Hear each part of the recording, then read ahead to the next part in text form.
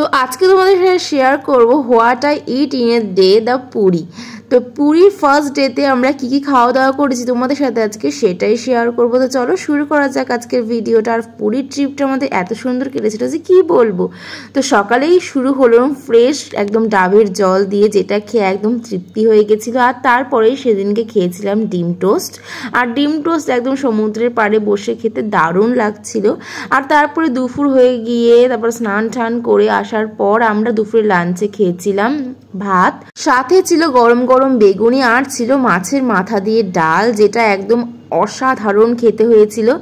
আর তারপরেই আমরা খেয়েছিলাম এখানে ফুলকপি আলুর তরকারি, যেটাও খেতে দারুণ হয়েছিল। ফুলকপি আলু তরকারি দিয়ে আর মাছের মাথার ডালটা দিয়ে দারুণ লাগছিল খেতে।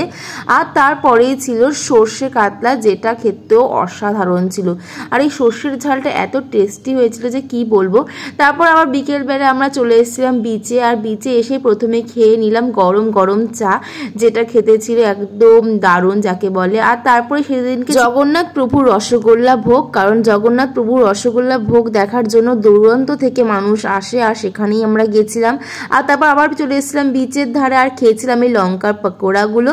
আর তারপরে রাতে মেনুতে ছিল বিরিয়ানি। আর বিরিয়ানির ভাই যা দারুণ হয়েছিল তোমাদের কি বলবো, তোমরা যেটা বুঝতেই পারছো। পুরীতে তো সারাটা দিন আমরা এই সুন্দর সুন্দর খাবারের সাথেই কাটালাম। তোমাদের আজকে ভিডিওটা কেমন লাগলো অবশ্যই জানিও। আর নেক্সট ভিডিও দেখার জন্য তোমরা কতটা এক্সাইটেড সেটা কিন্তু অবশ্যই কমেন্টে জানিয়ে যেও। তা দেখা হচ্ছে নেক্সট ভিডিওতে, ততক্ষণের জন্য বাই।